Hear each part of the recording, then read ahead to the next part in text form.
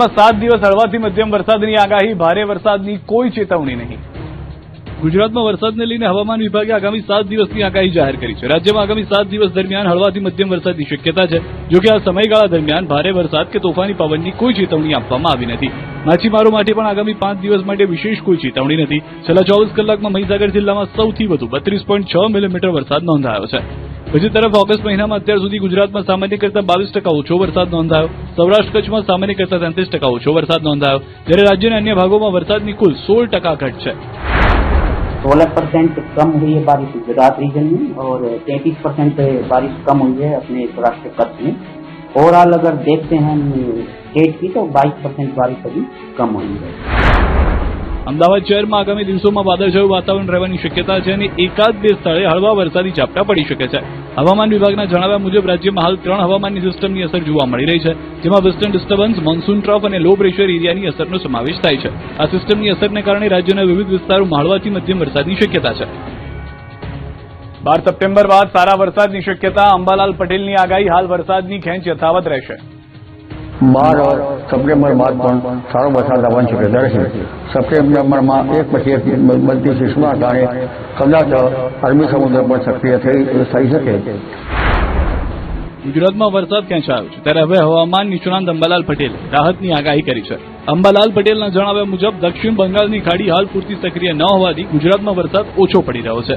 બંગાળની ખાડી સક્રિય નહીં થાય ત્યાં સુધી રાજ્યમાં સારો વરસાદ થવાની શક્યતા ઓછી હોવાનું તેમણે જણાવ્યું. જોકે સપ્ટેમ્બર મહિનામાં સારા વરસાદની આશા અંબાલાલ પટેલે વ્યક્ત કરી છે. જ્યાં સુધી દક્ષિણ બંગાળની ખાડી સક્રિય નહીં થાય ત્યાં સુધી ગુજરાતના ભાગોમાં સારો વરસાદ આવવાની શક્યતા નથી. અંબાલાલ પટેલે કહ્યું કે ચીન અને જાપાન તરફથી સક્રિય થતી સિસ્ટમો ભેજને ખેંચી લેતી હોવાથી પણ ગુજરાતમાં વરસાદની અસર ઓછી જોવા મળી રહી છે. સાથે જ ઈરાન અને પાકિસ્તાન તરફથી આવતા સૂકા પવનો પણ વરસાદ માટે જરૂરી ભેજને અસર કરી રહ્યા છે, જેના કારણે ખાસ કરીને પશ્ચિમ સૌરાષ્ટ્રમાં વરસાદની ખેંચ જોવા મળી રહી છે.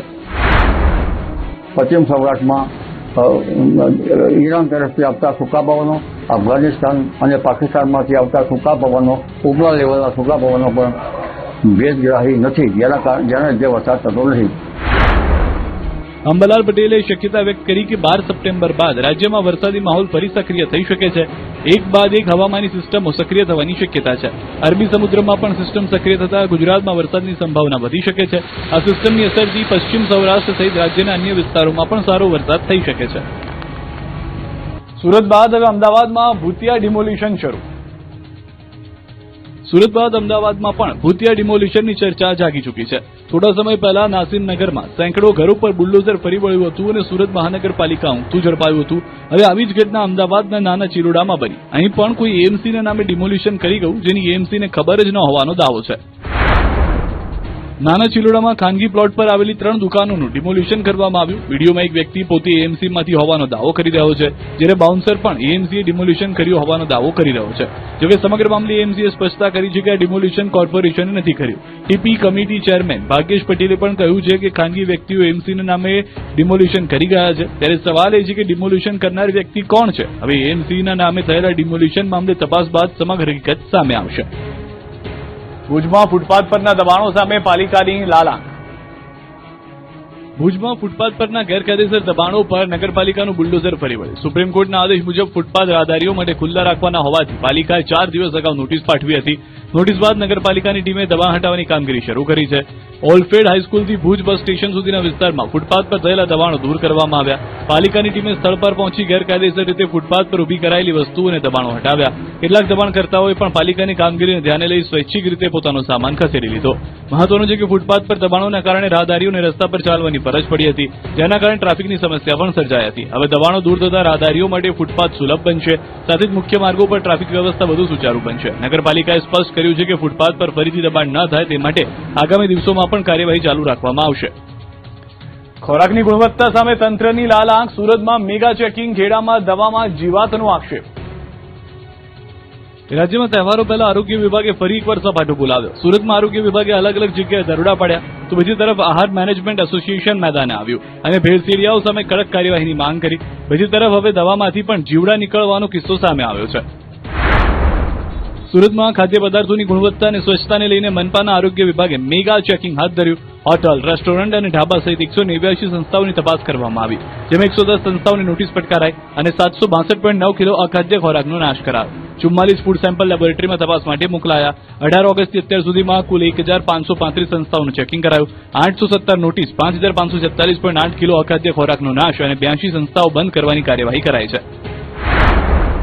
બીજી તરફ અમદાવાદમાં આહાર મેનેજમેન્ટ એસોસિએશને પણ ભેળસેળ સામે કડક કાર્યવાહી કરવાની માંગ કરી.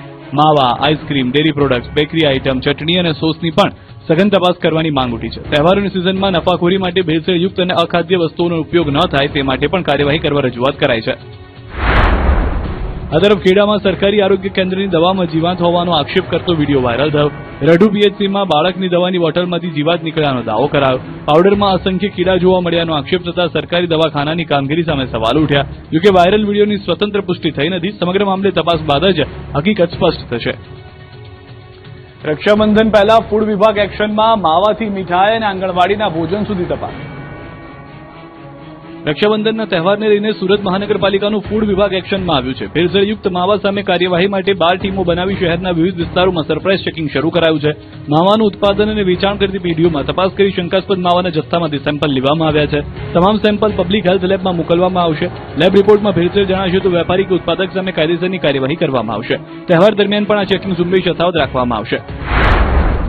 બીજી તરફ અમદાવાદમાં પણ તહેવારોની સિઝનને લઈને એએમસીનું ફૂડ વિભાગ સક્રિય બન્યું છે. મણિનગર વિસ્તારમાં મીઠાઈ બનાવતા એકમો પર ચેકિંગ હાથ ધરાયું. તહેવાર પહેલા મીઠાઈની ગુણવત્તા ચકાસવા માટે ફૂડ વિભાગે વિવિધ એકમોમાં તપાસ કરી. આ તરફ રાજકોટમાં આંગણવાડીમાં નબળી ગુણવત્તાનું ભોજન અપાયું હોવાના મામલે તંત્ર કાર્યવાહી કરવાની તૈયારી દર્શાવી રહ્યું છે. ડેપ્યુટી કમિશનર ચેતન નંદાણીએ જણાવ્યું કે 364 આંગણવાડીમાં નાસ્તો અને ભોજન મોકલવામાં આવે છે. બાળકોને સારું અને ગુણવત્તાયુક્ત ભોજન આપવું પ્રાથમિકતા હોવાનું તેમણે જણાવ્યું. શુક્રવારે નબળી ગુણવત્તાની રોટલી અને થેપલા અપાયા હોવાની પણ ફરિયાદ મળી હતી. હવે ડિસ્પેચ સમયે સીડીપીઓને હાજર રહેવા સૂચના અપાઈ છે. સાથે જ ભોજનની ગુણવત્તાનો વોટ્સએપ ગ્રુપ ડેટા અપડેટ કરાવશે અને કોન્ટ્રાક્ટર વિરુદ્ધ દંડાત્મક કાર્યવાહી કરવાની પણ વાત કરવામાં આવી છે. રાજ્યમાં ચોર બેલડીનો આતંક. અમદાવાદ, સુરતમાં ગઠિયા કરી ગયા કળા. અમદાવાદ અને મહેસાણામાં શાતીર ચોર બેલડીએ લોકોને લાખોનો ચૂનો ચોપડ્યો. મહેસાણામાં 2 ગઠિયાએ શિફતાઈથી લાખોના દાગીના સેરવી લીધા તો અમદાવાદમાં પણ ગઠિયા વૃદ્ધનો મોબાઈલ ચોરી કરી કળા કરી ગયા અને કોઈને અંદાજો પણ ન આવ્યો. જુઓ આ દ્રશ્યો. 2 ગઠિયાઓ વૃદ્ધને ભીડનો અનુભવ કરાવી પેપરની આળસમાં વૃદ્ધનો મોબાઈલ સેરવી ફરાર થઈ ગયા. દ્રશ્યો અમદાવાદના લાલ દરવાજા વિસ્તારમાં આવેલા બહુચર માતાજીના મંદિરના છે. અહીં બંને આરોપીઓ માત્ર 43 સેકન્ડમાં ચોરીને અંજામ આપી ભાગી ગયા. મંદિરમાં પ્રવેશતાની સાથે જ વૃદ્ધ ગઠિયાના ટાર્ગેટ પર હતા. એકના હાથમાં પેપર જોવા મળી રહ્યું છે, બીજાના હાથમાં પૈસા. બંને દર્શનનો ઢોંગ કરે છે, પરંતુ તેની નજર વૃદ્ધના મોબાઈલ પર છે. વૃદ્ધ ધીમે ધીમે મંદિરમાં આગળ વધે છે, હેલ્મેટ કાઢે છે, દર્શન કરે છે, મોબાઈલમાં માતાજીનો ફોટો લે છે અને ત્યારબાદ મોબાઈલ ખિસ્સામાં મૂકે છે. ગઠિયાઓ બસ આ જ ક્ષણની રાહ જોઈ રહ્યા હતા. બંને ગઠિયા આગળ આવે છે, જેમાંથી એક વૃદ્ધના ખિસ્સામાંથી મોબાઈલ સેરવી લે છે અને બીજો બાજુમાં વૃદ્ધ સાથે ખભો ટકરાવે છે, જેથી વૃદ્ધને મોબાઈલ ગયાની ખબર જ ન પડી. ઘટનાની કારંજ પોલીસે ફરિયાદ નોંધી તપાસ શરૂ કરી.